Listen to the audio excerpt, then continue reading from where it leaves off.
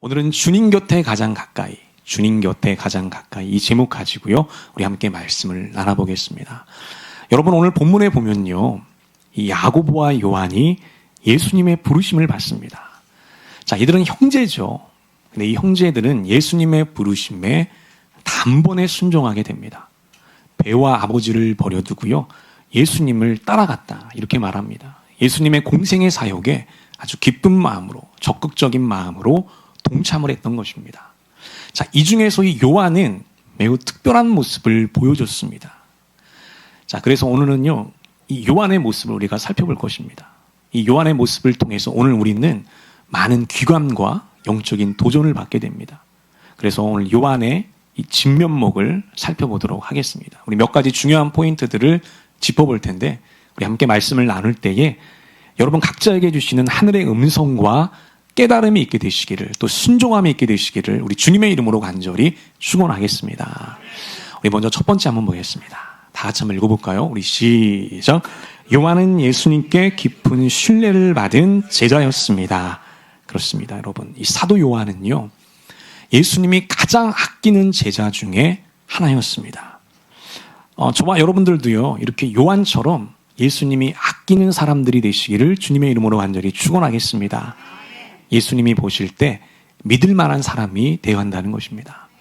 여러분, 이 사도 요한은 예수님의 12제자 혹은 12사도였습니다. 그 당시 예수님을 따르는 수많은 사람들이 있었거든요. 500여 형제들도 있었고요. 또 70인 제자들도 있었습니다. 그렇게 수많은 팔로워들 중에서 12명에 들어갔던 것이죠. 때문에 12제자가 된다고 하는 것은 매우 각별한 일이었습니다. 자, 그런데 더 흥미로운 건요, 그 12제자 중에서도 예수님이 평소에 가까이 하시던 제자가 있었다는 겁니다. 자, 그 제자들을 소위 예수님의 수제자다 이렇게 부릅니다. 뭐라고 부른다고요? 예수님의 수제자입니다. 여러분, 예수님의 수제자는 몇 명이고 누구였을까요? 자, 그들은 바로 베드로와 야고보와 요한이었습니다. 한번 따라해 보겠습니다. 베드로, 야고보, 요한. 이 세 사람이 12제자 중에서 수제자였던 것이죠. 여러분, 우리 예수님은 공생애를 하셨죠. 3년에서 3년 반 정도 공생애를 하셨습니다. 그 공생애 기간 동안 얼마나 많은 일들을 하셨는지 모릅니다. 압축된 시간을 아주 활용했던 것이죠. 적극적으로 활용했던 것입니다. 천국 복음을 전파하셨고요. 또 회당에서 말씀을 가르치셨고요. 또 가는 곳마다 하늘의 권능으로 기적을 베풀어 주셨습니다. 자, 그렇게 수많은 일들을 하셨는데, 자, 그 중에서 정말 중요한 순간, 그리고 아주 내밀한 순간이 있었거든요. 근데 그런 순간만인 이 수제자들과만 함께 했다는 것입니다. 자, 그것을 정리하면 이렇게 되죠. 여러분, 마태복음 17장에 보면 저 변화산 변모 사건이 나옵니다. 여러분, 이 변화산 변모 사건은요, 너무나도 특별한 사건이죠. 왜냐하면 예수님이 실제로 변신하신 사건입니다. 예수님이 변신했던 적은 저 한 번밖에 없어요. 어떻게 변신했죠? 얼굴이 해처럼 빛났습니다. 예수님의 옷이 어떻게 됐죠? 눈부시게 하얘지게 되었다. 이렇게 말했거든요. 그러니까 정상적인 눈을 가지고는 예수님을 제대로 쳐다볼 수가 없었던 겁니다. 여러분, 이렇게 변신하신 사건의 의미가 뭘까요? 그 의미가 뭐냐면 예수님의 영광과 부활을 예표한 사건이었어요. 그러니까 매우 중요한 메시지였던 것이죠. 앞으로 내가 십자가를 지고 부활할 것이다. 그리고 부활하게 되면 하늘 아들의 영광을 입게 될 것이다. 이것을 미리 보여준 사건이 저 변화산 사건이거든요. 근데 저 변화산 사건, 저 중요한 메시지를 누구에게만 보여줬다는 거예요? 수제자들에게만 보여줬습니다. 산으로 데리고 가셔서 아주 은밀하게 보여주셨던 것이죠. 여러분, 마가복음 5장에 보면 이 회당장 야이로의 딸을 살리는 장면이 나옵니다. 그 딸이 죽게 되거든요. 죽은 사람을 다시 부활시켰어요. 특별한 순간이죠. 위대한 순간입니다. 생명을 다시 불어넣는 순간이에요. 근데 그때도요, 예수님 뭐라고 말씀하셨냐면 베드로와 야고보와 요한 외에는 따라오지 못하게 하셨다. 이렇게 나오거든요. 그러니까 저 특별한 순간에 누구만 있었다? 수제자들만 있었다는 겁니다. 또 예수님 마지막에 보면 저 겟셋만의 고뇌가 나오죠. 예수님은 십자가를 지기 전 이 고뇌에 휩싸이게 됩니다. 그 어렵고 고통스러운 순간에 누가 함께 했다는 거예요? 수제자들이 함께 했다는 것이죠. 여러분, 이렇게 베드로와 야고보와 요한은 예수님과 가까운 사람들이었고 예수님의 신뢰를 받는 사람들이었다는 거죠. 저는 특별히 우리 모든 전민의 성도들이요, 이렇게 예수님과 가까운 사람들이 되었으면 좋겠습니다. 예수님과 친밀하고 예수님과 깊은 마음을 누릴 수 있는 그런 사람들이 되시기를 우리 주님의 이름으로 간절히 축원하겠습니다. 자, 이래서 이렇게 베드로와 야고보와 요한은 예수님의 깊은 신뢰를 받은 사람들인데, 여러분, 이 세 명 중에도요, 예수님과 더 각별한 관계를 맺은 사람이 있었다는 거예요. 그 세 명 중에서도요. 그 사람이 과연 누굴까요? 그 사람이 바로 요한이었다고 하는 것입니다. 여러분, 그 증거가 몇 가지가 있는데요. 그 첫 번째 증거는 바로 이름입니다. 자, 요한복음에 보면 다른 제자들이 등장할 때는 그 제자들의 이름이 나와요. 뭐 당연하겠죠. 이름이 나와야 그 사람인 줄 아니까요. 그래서 빌립이 등장하는 장면을 보면 빌립의 이름이 나옵니다. 역시 도마가 등장하는 장면을 보면 도마라고 하는 이름이 나와요. 근데 역시 요한이 등장할 때도 있거든요. 근데 요한이 등장할 때는 요한이라는 이름이 나오지 않습니다. 요한이라고 하는 이름 대신에 이게 나옵니다. 바로 이것이죠. 예수께서 사랑하시는 제자라고 나와요. 참 특별한 표현이죠. 우리 요한복음 13장 23절 제가 적어놨는데 우리 다 같이 한번 읽어볼까요? 우리 시작. 제자들 가운데 한 사람 곧 예수께서 사랑하시는 제자가 바로 예수의 품에 기대어 앉아 있었다. 여기도 보면 예수께서 사랑하시는 제자라고 나오죠. 이 사람이 누구라는 거예요? 요한이라는 겁니다. 여러분, 이렇게 요한은 자기를 예수님이 사랑하시는 제자라고 표현했어요. 정말 특별한 표현입니다. 우리가 방금 이 구절을 읽었는데요. 여러분, 이 구절의 분위기가 어떻습니까? 이 구절의 분위기를 보면 예수님과 매우 가깝고 친근한 분위기가 느껴지시죠? 여러분, 예수님과 제자가 이렇게 친밀했던 장면은 이 장면이 유일합니다. 여기 보면 이 요한이 지금 예수님 품에 아주 포근하게 안겨있는 모습이죠. 보통 예수님과 제자들은요, 어떤 관계죠? 많이 혼나거든요. 우리가 복음서를 보면 많이 책망을 듣습니다. 이 믿음이 적은 자들아, 이 어리석은 자들아, 이 미련한 적은 자들아, 아직도 깨어있지 못하느냐.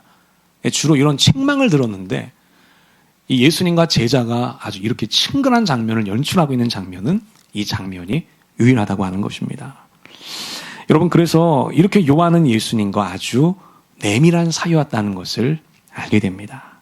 자, 그래서 요한에게는요, 자랑할 것이 하나 있었어요. 자, 그게 뭐냐면, 우리 바로 이것입니다. 우리 요한복음 19장 25절. 다 같이 한번 읽어볼게요. 우리 시작. 예수의 십자가 곁에는 그 어머니와 이모와 글로바의 아내 마리아와 막달라 마리아가 섰는지라. 아멘. 여기 보면 참 대단한 사람들이 나오죠. 예수님의 그 십자가 그 곁을 마지막까지 지켰던 사람들의 명단이 나옵니다. 여기 보면 여러 사람들이 나오죠. 근데 여러분, 이 사람들의 공통점이 있어요. 무엇일까요? 공통점이 뭐죠? 모두 여자였다는 것입니다. 다 여성이에요. 여성들만이 예수님 끝에 남아서 끝까지 예수님을 지켜줬어요. 자, 그럼 남성들은 다 어디 갔을까요? 안타깝게도 남자들은 다 도망갔다는 것이죠. 예수님이 잡히고 신문을 받자 겁을 집어먹고 다 도주하게 됩니다. 자, 그런데 놀랍게도 예수님의 곁을 끝까지 지켰던 제자가 있었다는 겁니다. 자, 그 제자가 누구냐면 그 다음 절 26절 보겠습니다. 한 번 더 읽어볼게요. 우리 시작. 예수께서는 자기 어머니와 그 곁에 서 있는 사랑하는 제자를 보시고 어머니에게 어머니, 이 사람이 어머니의 아들입니다 하고 말씀하시고, 여기 보면 예수님 십자가 곁에 계셨던 또 두 사람을 언급하죠. 하나가 누굽니까? 어머니 마리아입니다. 그리고 그 옆에 누가 서 있었다? 사랑하는 제자가 있었다는 거예요. 이 사람이 누구라고 얘기했죠? 요한이었습니다. 여러분, 이처럼 요한은요, 모든 남성 제자들이 다 도망갔을 때 유일하게 예수님의 곁을 지키고 있던 사람이었습니다. 여러분, 아까 수제자가 누구라고 얘기했죠? 베드로와 야고보와 요한이었습니다. 수제자예요. 아주 긴밀한 관계를 맺고 있었죠. 베드로 어디 갔습니까? 베드로 예수님 저주하고 도망갔습니다. 야고보 어디 갔을까요?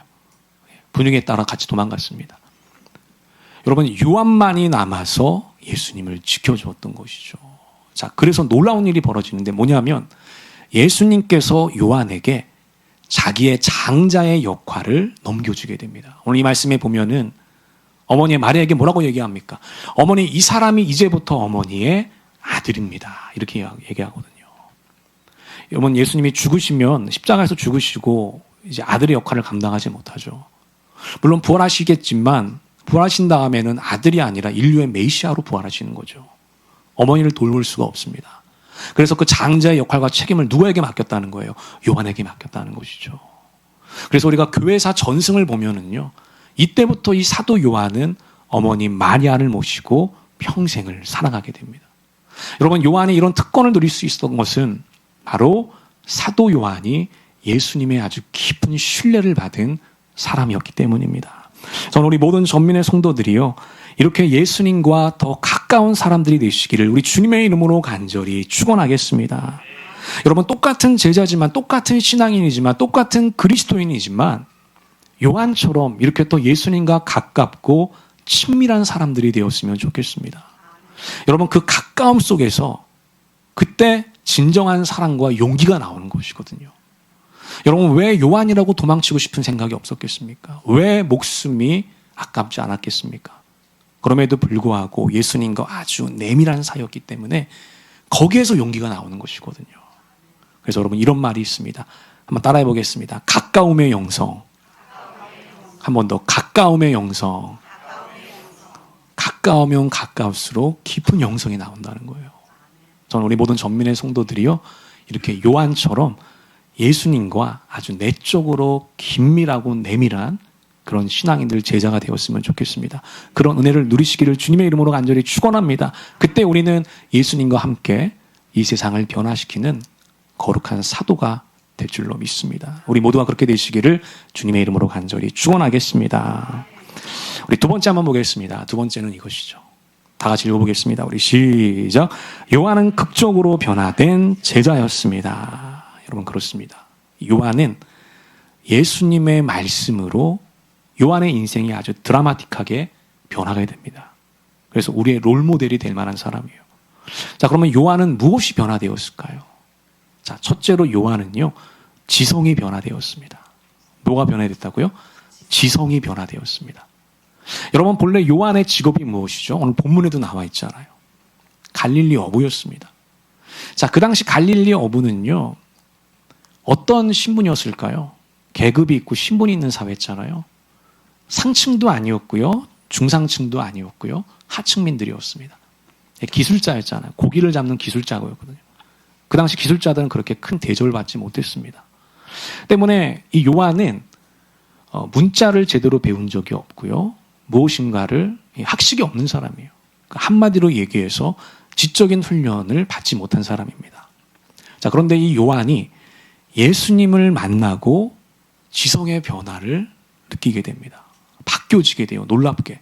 자, 우리 사도행전 4장 13절 보겠습니다. 다 같이 한번 읽어볼게요. 우리 시작.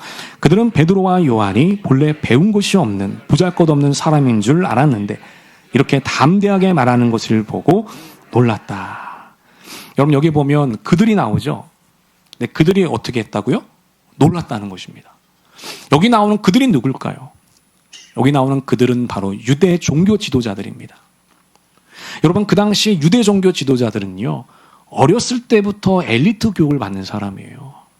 학식이 풍부한 사람들입니다. 그래서 성경 전체가 어디에 있을까요? 머리에 있는 사람들이에요. 그냥 척하면 줄줄줄 하고 나오는 사람들입니다.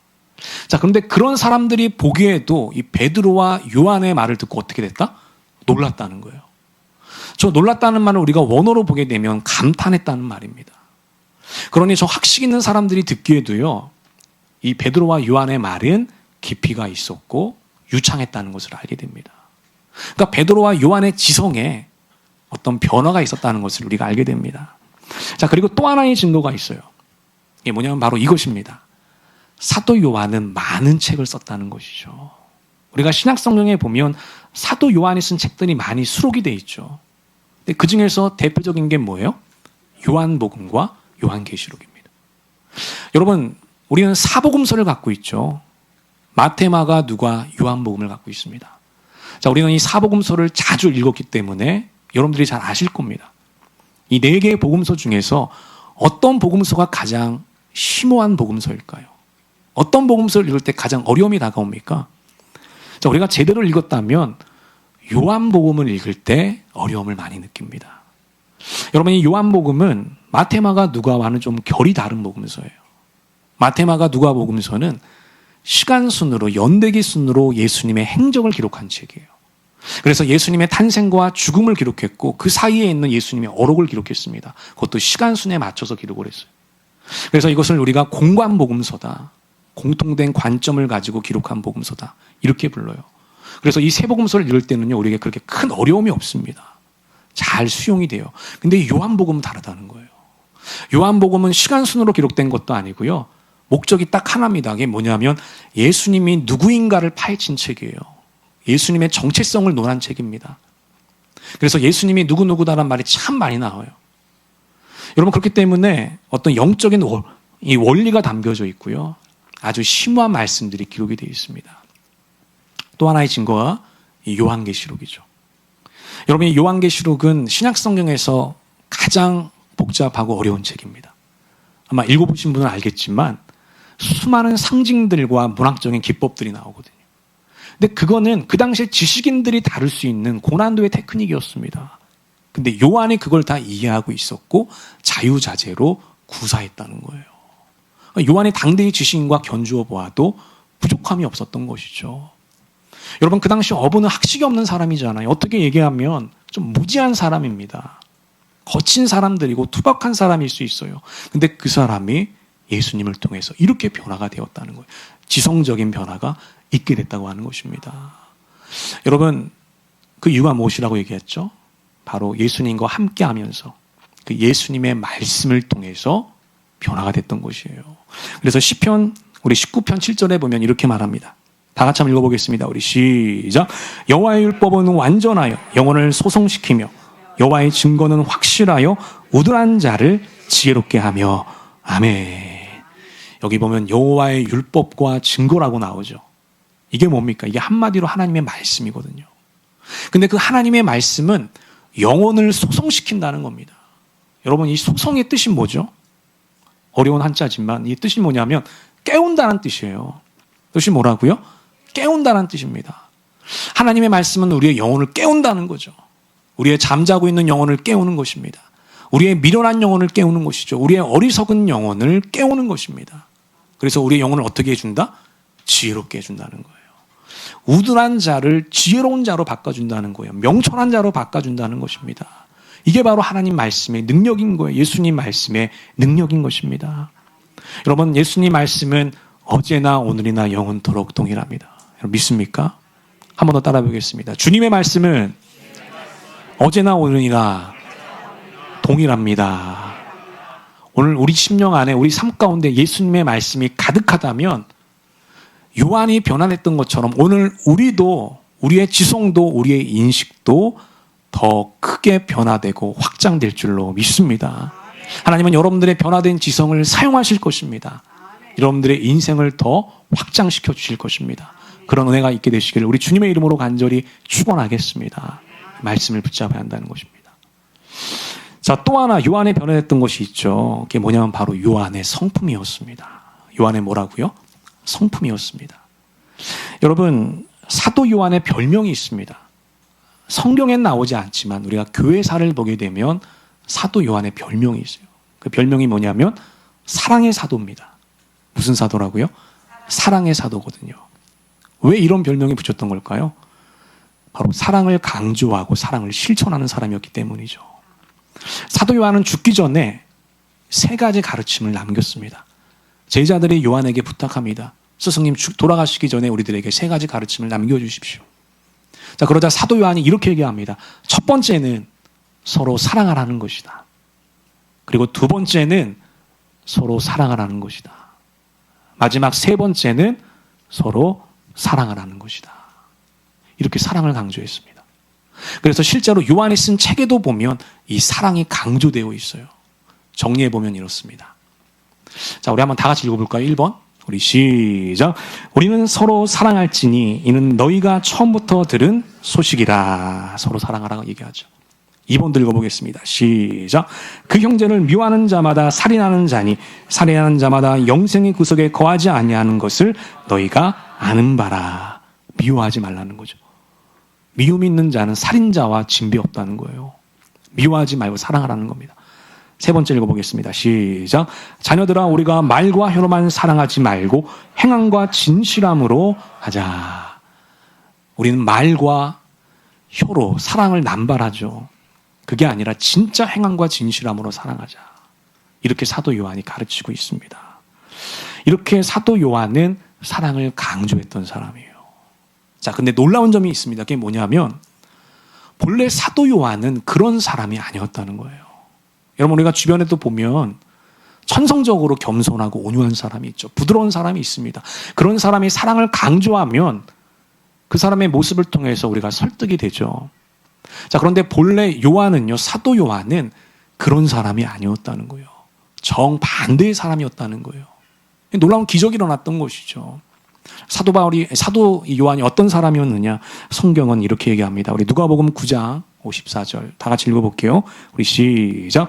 제자 야고보와 요한이 이를 보고 이르되 주여 우리가 불을 명하여 하늘로부터 내려 저들을 멸하라 하기를 원하시나이까. 예수께서 돌아보시며 꾸짖으시고 아멘. 여기 보면 이 야고보와 요한이 형제잖아요. 이 두 명이 예수님께 꾸준함을 듣습니다. 그 이유가 뭐냐? 이들의 말 때문이었습니다. 이들의 성품 때문이었어요. 예수님과 제자들은 북부 갈릴리에서 남쪽에 있는 예루살렘으로 내려오고 있었습니다. 가장 빨리 내려오는 길은 사마리아 지역을 통과하는 것이었죠. 근데 그날따라 유독 사마리아 사람들이 길목을 막았어요. 이번에는 지나가지 못합니다. 그러니 돌아가십시오라고 얘기합니다. 자, 그 말을 듣고 이 야고보와 요한이 격분을 냈어요. 사실 화낼 이유가 없죠. 조금 섭섭하더라도 자기네 땅도 아니고 그 땅 주인이 지나가지 말라고 하는데 그게 그렇게 화날 일인가요? 근데 야고보와 요한이 뭐라고 얘기했냐면 여기 본문에 보니까요. 우리가 불을 명해서 하늘로부터 내려와서 저들을 다 태워 죽이게 합시다. 이렇게 얘기를 했다는 거예요. 그러니까 이 정도로 야고보와 요한은 성미가 급하고 불같은 사람이었다는 것이죠. 자, 그래서 이들은요.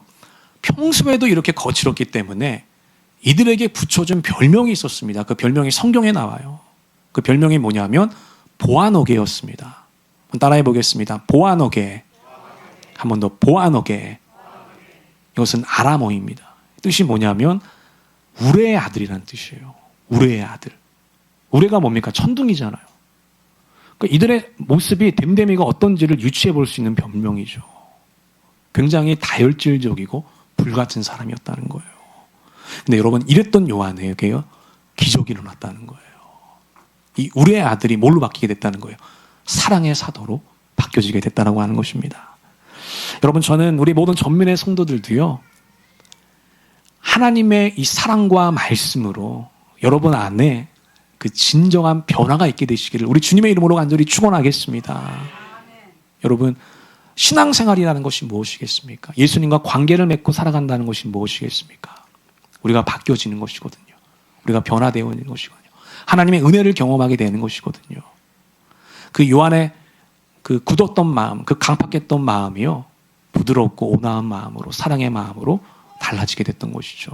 오늘 여러분 가운데도 그런 은혜가 있게 되시기를 간절히 축원하겠습니다. 어떻게 그것이 가능했을까? 요한이 두 가지를 고백하고 있습니다. 우리 첫 번째는 이것이죠. 함께 읽어보겠습니다. 시작. 우리가 사랑하는 것은 하나님이 우리를 먼저 사랑하셨기 때문입니다. 아멘.